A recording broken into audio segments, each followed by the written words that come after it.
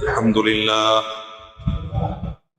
لله رب العالمين، والصلاة والسلام على سيد الأنبياء والمرسلين وعلى آله وأصحابه وذريات وأهل بيته أجمعين. فأعوذ بالله من الشيطان الرجيم. بسم الله الرحمن الرحيم. يا أيها الذين آمنوا اتقوا الله حق تقاته ولا تموتن إلا وأنتم مسلمون. وقال رسول الله صلى الله عليه وسلم: أنا لكم بمنزلة الوالد وأنا أعلمكم وأبلغكم، أو كما قال عليه الصلاة والتسليم. صدق الله مولانا العظيم وصدق رسوله النبي الكريم، وعلى ذلك لمن الشاهدين والشاكرين، والحمد لله رب العالمين.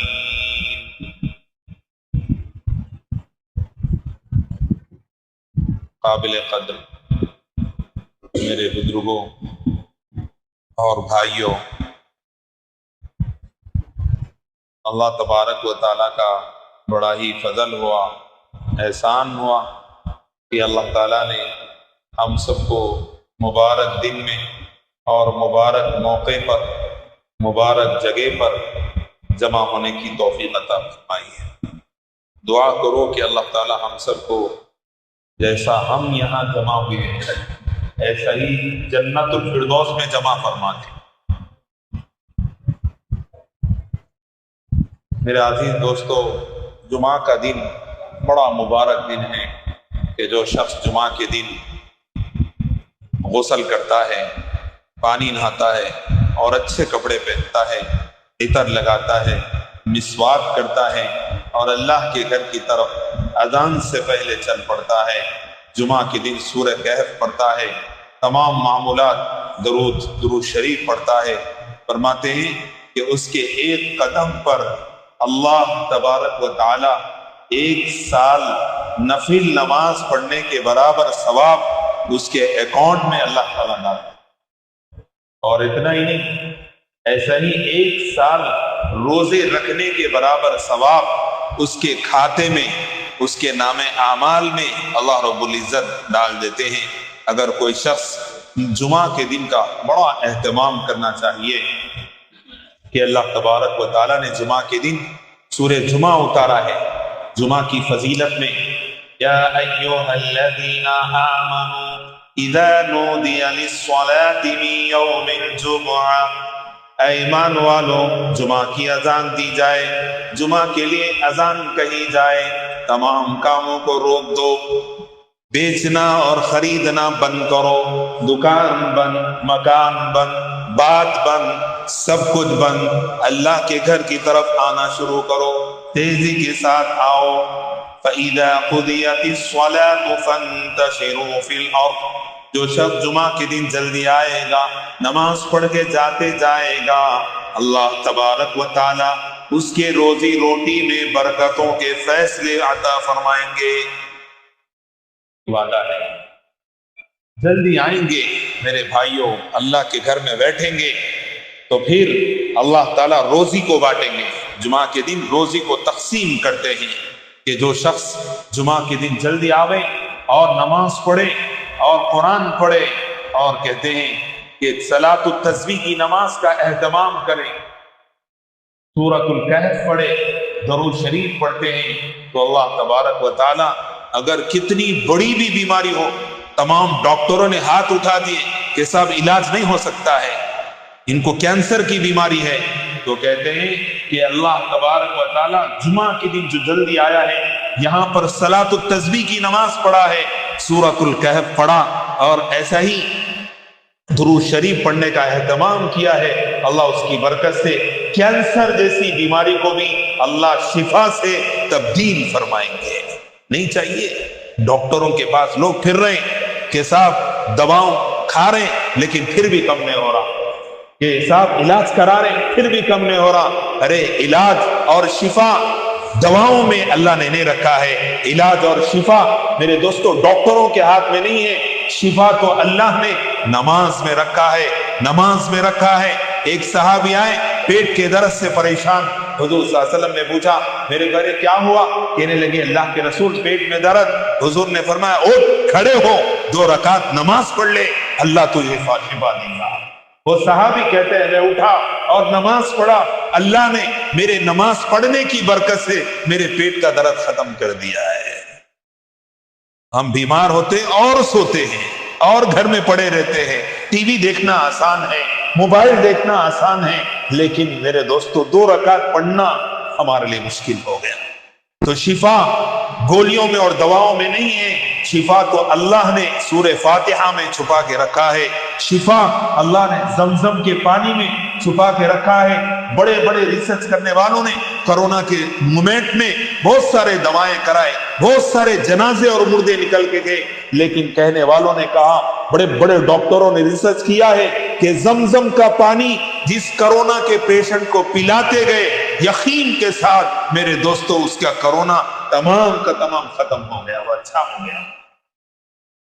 زمزم کے پانی میں اللہ نے شفا کو چھپا کے رکھا ہے. اور فرماتے ماں باپ کی دعاؤں میں شفا ہے. ارے دواخانے کو جانے سے پہلے ماں باپ کے بوڑھے ماں باپ کی دعائیں لو، پہلے اللہ شفا دے گا. صدقہ دینے میں اللہ نے شفا رکھا ہے. حضور نے فرمایا کہ 70 بلائیں اور 70 بیماریوں کا علاج اللہ نے صدقہ دینے میں چھپا کے رکھا ہے. کہ ڈاکٹروں کو موٹی موٹی فیس دینے کے لیے آپ تیار ہیں، عاملوں کو موٹی موٹی 20,000 10,000 دینے کے لیے تیار ہیں، لیکن 50 روپے 100 روپے 500 روپے صدقہ دینے کے لیے جان نکل رہی ہے. وہاں 5,000 روپے ایکسرا کرانے کے اندر، جی وہاں پر ٹیسٹ کرانے کے اندر ہزاروں روپے خرچ کرنے کے لیے تیار ہیں، لیکن یہاں پہ 500 200 100 میرے دوستو 10 روپے بھی دیں گے، 10 روپے بھی دیں گے، اللہ پہاڑوں جیسی بیماری کو شفا کر دے گا. یقین ہو آدمی کو کہ کرنے دھرنے والی ذات صرف ایک اکیلے اللہ کی ہے. کہ یقین کرو کہ میرے دوستو وہ ایک اکیلا ہی رب ہے. قل هو اللہ احد. اے انسان تو سمجھ یا نہ سمجھ، اللہ ایک ہے. اللہ تو سمجھ ہے فرمایا، اللہ سمجھ ہے، وہ بے نیاز ہے، اس کو تمہاری سجدوں کی ضرورت نہیں ہے. سجدے تو ہمیں رب کے سامنے کریں گے. ایک رب کے سامنے سجدہ کر لو میرے دوستو، سب کے سامنے جھکانے سے اللہ بچا لیتا ہے. قل هو اللہ احد اللہ الصمد. اللہ بے نیاز ہے، اس کا خزانہ کبھی ختم ہوتا ہی نہیں ہے. واللہ الغنی وانتم الفقراء. کہتے ہیں کہ اللہ بے نیاز ہے اور تم سب کے سب محتاج ہو. اور ایک فقیر دوسرے فقیر سے مانگ رہا، حضرت دیو جی تم دیتے کہتے نا، ارے تم میری پریشانی، اس کے پیراں پڑ رہا ہے، اس سے مانگ رہا ہے. میرے دوستو ایک فقیر آج تک دوسرے فقیر کو کچھ نہیں دیا. ارے میں مسجد کے سامنے کھڑے تو مانگ رہا ہوں، تو بھی مانگ رہا. ارے ہم دونوں کھڑے کے ہیں، تو میرے سے کہیں کو مانگ رہا، جو آنے والے لوگ ان سے مانگنا. فقیر تو یہ بولتا ہے. میرے دوستو سارے دنیا کے لوگ اللہ کہہ رہے ہیں محتاج ہیں، محتاج ہیں. دینے والی ذات صرف ایک اکیلے اللہ کی ہے. قل هو اللہ احد اللہ الصمد لم یلد ولم یولد. اس کی کوئی اولاد نہیں ہے، اس کے کوئی باپ نہیں ہے، اس کا کوئی بیٹا نہیں ہے. لوگ کیسا کہتے ہیں کہ عیسیٰ خدا کا بیٹا ہے. مجھے سمجھ میں نہیں آتی، عقل میں یہ بات نہیں آتی ہے کہ اللہ ڈکلیئر کر رہے ہیں خود میری کوئی اولاد نہیں ہے اور تم خواہ اولاد چپکا رہے ہیں اللہ کی. ارے اللہ کی اولاد کیسے ہو سکتی ہے؟ عیسیٰ کیسے اللہ کے خدا کے بیٹے ہو سکتے ہیں؟ نہ خدا ہو سکتے ہیں نہ خدا کے بیٹے ہیں. اللہ نے ان کو پیغمبر بنا کر بھیجا ہے، عیسیٰ کو رسول بنا کر بھیجا ہے. وہ قیامت کے قریب اتریں گے اور کہیں گے کہ میں اللہ نہیں ہوں، میں خدا کا بیٹا نہیں ہوں، میں تو خود نبی تھا، لیکن اس وقت میں لا الہ الا اللہ محمد الرسول اللہ پڑھتے ہوئے آئے. میرے نبی کا کلمہ پڑھ کر آئیں گے. میرے دوستو اس لیے یقین پیدا کرو کہ اللہ کی ذات، کرنے دھرنے والی ذات ایک اکیلے اللہ کی ہے. شفا دینا ہے، صحت میں اللہ نے شفا کو چھپا کے رکھا. ایک صحابی آئے کہنے لگے اللہ کے رسول میرے بھائی کے پیٹ میں درد ہے، میرے بھائی کے پیٹ میں درد ہے. حضور نے فرمایا شہد پلاؤ. وہ گئے شہد پلائے تو کہتے ہیں کہ کم ہونے کے بجائے اور بڑھ گیا. پھر آئے کہنے لگے اللہ کے رسول پیٹ میں درد بڑھ گیا اور کم نہیں ہوا. حضور نے فرمایا ارے شہد پلاؤ، شہد پلاؤ، شہد میں شفا ہے. پھر گئے دوڑ کر شہد پلائے. میرے دوستو صحابی کہتے ہیں پیٹ میں درد ختم نہیں ہوا، کم نہیں ہوا. پھر آئے آ کر کہنے لگے اللہ کے رسول شہد پلا رہا ہوں لیکن پھر بھی کم نہیں ہو رہا. حضور نے فرمایا قرآن سچا ہے، اللہ کی بات سچی ہے، تیرے بھائی کا پیٹ جھوٹا ہے. فرمایا تیرے بھائی کا پیٹ جھوٹا ہے، قرآن سچ کہتا ہے وَشِفَاءٌ لِمَا فِي الصُّدُورِ، شہد میں شفا ہے لیکن تیرے بھائی کا پیٹ جھوٹا ہے. یقین کے ساتھ پلاؤ، پورے ایمان کے ساتھ پلاؤ، پھر دیکھو کم ہوتا نہیں. وہ گئے اور جا کر پھر پلا کے آئے اور آ کر کہنے لگے اللہ کے رسول میں پلاتا گیا، اللہ نے میرے بھائی کے پیٹ کا درد ختم کر دیا ہے. میرے دوستو یقین اللہ پر لاؤ. دکانوں سے نکالو، مکانوں سے نکالو، ارے خود سے بھی نکالو، حکومتوں سے نہیں ہوتا ہے، صرف ایک اکیلے اللہ سے ہوتا ہے. کھلانے والا اللہ ہے، پلانے والا اللہ ہے، جلانے والا اللہ ہے، موت دینے والا بھی اللہ ہے. زہر کھانے سے آدمی نہیں مرتا ہے، اللہ کے موت دینے سے مرتا ہے. حضرت خالد ابن الولید رضی اللہ تعالیٰ عنہ کے سامنے پورے کافروں کا مجمع جمع ہے. تمام لوگوں نے کہا اے خالد تو کہتا ہے نا کھلانے والا اللہ ہے، پلانے والا اللہ ہے، جلانے والا اللہ ہے، موت دینے والا اللہ ہے، تو یہ پائزن سے بھرا ہوا بوٹل ہے، یہ زہر ہے، اس کو پی لے، ارے تو ختم ہو جائے گا. پورے کافر لوگ جمع ہو کے کہہ رہے ہیں حضرت خالد ابن الولید رضی اللہ تعالیٰ عنہ کو. تو وہ اس باٹل کو لیے اور اس وقت میں انہوں نے کہا میں اب بھی یہی بات کہتا ہوں کہ کھلانے والا اللہ ہے، پلانے والا اللہ ہے، جلانے والا اللہ ہے، موت دینے والا بھی اللہ ہے. اللہ کے حکم کے بغیر زہر بھی اثر نہیں کر سکتا ہے. چنانچہ وہ باٹل کا ڈھکن کھولے اور بسم اللہ الذی لا یضر مع اسمہ شیء فی الارض ولا فی السماء پیتے گئے میرے دوستو اور پورا زہر کا باٹل پی لیے. اب کافر لوگ دیکھ رہے ہیں ابھی تھوڑی دیر میں زمین پہ گر جائیں گے، ان کی جان نکل جائے گی، تھوڑی دیر میں ٹھنڈے ہو جائیں گے، ختم ہو جائیں گے. لیکن قربان جاؤ حضرت خالد بن الولید رضی اللہ تعالیٰ عنہ کی باڈی پر کوئی اثر نہیں ہے، کوئی ایفیکٹ نہیں ہے، کوئی ان کے اوپر زہر کا اثر نہیں ہے.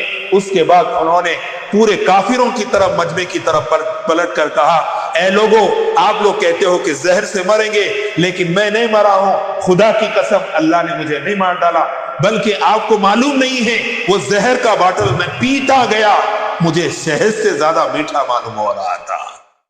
اللہ نے تبدیل کر دیا ہے. اللہ کے لیے کوئی مشکل نہیں ہے.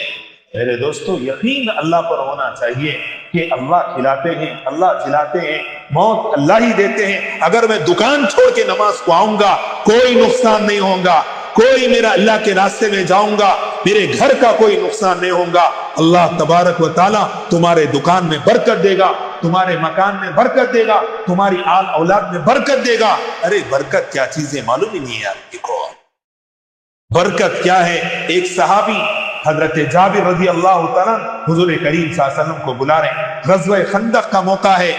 صحابہ کے پیٹوں پر پتھر بنے ہوئے اور میرے آقا سرکار دو عالم صلی اللہ علیہ وسلم کے پیٹ پر دو پتھر بنے ہوئے. وہ گئے اور کہنے لگے اللہ کے رسول میرے گھر پہ دعوت ہے، آئیے تشریف لائیے. اور آتے خود ایک صحابی یا دو صحابی کو لا لیجیے. میرے دوستو اللہ کے رسول صلی اللہ علیہ وسلم نے دعوت کو قبول کیا اور تمام صحابہ کو فرمایا چلو بھائی جابر کے گھر پہ دعوت ہے. اب صحابہ جانے لگے.